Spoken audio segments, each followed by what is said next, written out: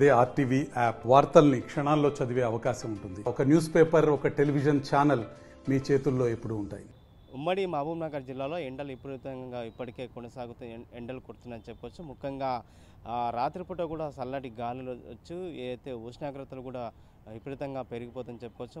ముఖ్యంగా ఉమ్మడి మహబూబ్నగర్ జిల్లాలో పలు ప్రాంతాల్లో కూడా ఎండ తీవ్రత పెరుగుతుందని చెప్పుకోవచ్చు. ముఖ్యంగా అయితే 35 నుంచి 37 వరకు కూడా ఎండ తీవ్రత శాతాన్ని ఉష్ణోగ్రతలు పెరుగుతున్నాయని చెప్పుకోవచ్చు. ఈరోజు ఉదయం నుంచి కూడా ఎండలు కొడుతున్న పరిస్థితి కనిపిస్తుంది. ఎండలో కూడా దాదాపు ఉమ్మడి మహబూబ్నగర్ జిల్లాలో కూడా విపరీతమైన కొట్టడంతో కూడా ప్రజలు కూడా ఎవరు కూడా బయటికి రాలేని పరిస్థితి కనిపిస్తుంది. ఇప్పటికే ఈ మధ్యాహ్నం సమయం కావాల్సింది 1 గంట ప్రాంతం దాటినప్పుడు కూడా ఎండల కోసం కూడా ఎండలు కొడుతున్న నేపథ్యంలో కూడా రోడ్లపై కూడా ఎవరు రాలేని పరిస్థితి కనిపిస్తుంది.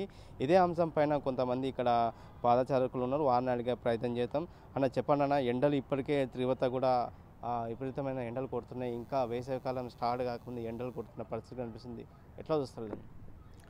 వేసవికాలం ప్రారంభం కాకముందే ఎండలు ఉదయం పూట చలిగాలి 10 గంటల వరకు ఉంటుంది.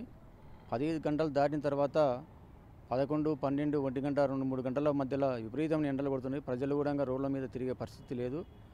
అదేవిధంగా ఈ భూగర్భ జలాలు అడుగంటిపోవడం వలన ఎండలు చాలా భవిష్యత్తులో రోజు రోజుకి ఎండలు పెరుగుతున్నవి.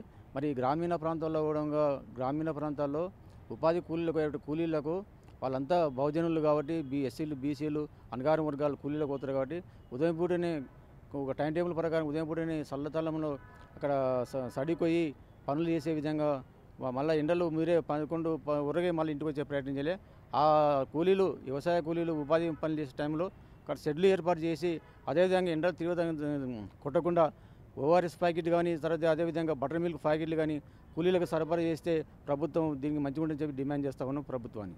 అయితే ముఖ్యంగా మార్చి నెలలో ఏ విధంగా ఎండలు కొడుతున్న నేపథ్యంలో కూడా మే, జూన్ వరకు కూడా ఎండలు ఇంకా తీవ్రత స్థాయి పెరిగే అవకాశాలు ఉన్నాయి. ప్రభుత్వం ఎలాంటి చర్యలు తీసుకుంటే ఈ ఎండల తీవ్రత కూడా ప్రజలు ఉపసంహరించుకోవచ్చు? ప్రభుత్వం కూడా అంతా ఇప్పుడు పట్టణాల్లో కానీ గ్రామాల్లో కానీ మరి ఎండలు తీవ్రత ఉన్నతోన పబ్లిక్ బయట ఉంటే ఆ ప్రాంతంలో షెడ్లు వేసి నీడ కల్పిస్తే ప్రజలకు కూడా అవకాశం ఉంటుంది.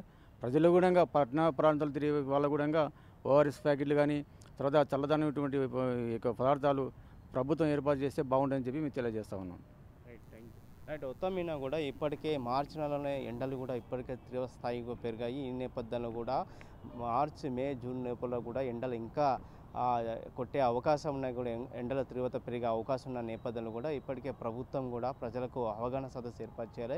ఎండల తీవ్రత కూడా ఎవరు కూడా బయటికి రాకుండా, అలాగే గ్రామీణ ప్రాంతంలో ఉన్నటువంటి ప్రజలు ఉపాధికి కూలీలు ఉన్న వారికి ఉదయం పూటనే మార్నింగ్ పూట వెళ్ళి తమ ఉపాధి కూలి పనులు చేసుకుని ఎండ తీవ్రత ఉన్న నేపథ్యంలో వాళ్ళకి షెడ్లు, అలాగే ఓఆర్ఎస్ ప్యాకెట్లు కూడా సౌకర్యం కల్పించాలని చెప్పి కూడా స్థానికులు డిమాండ్ చేసిన పరిస్థితి కనిపిస్తుంది. వీడియో జర్నలిస్ట్ నరసింహారెడ్డితో రామకొండ, ఆర్టీ, మహబూబ్నగర్. మరిన్ని వీడియోస్ కోసం ఛానల్ ని సబ్స్క్రైబ్ చేయండి. లేటెస్ట్ అప్డేట్స్ కోసం వాట్సాప్ ఛానల్ ని ఫాలో అవ్వండి. ఆ లింక్ డిస్క్రిప్షన్ లో ఉంది.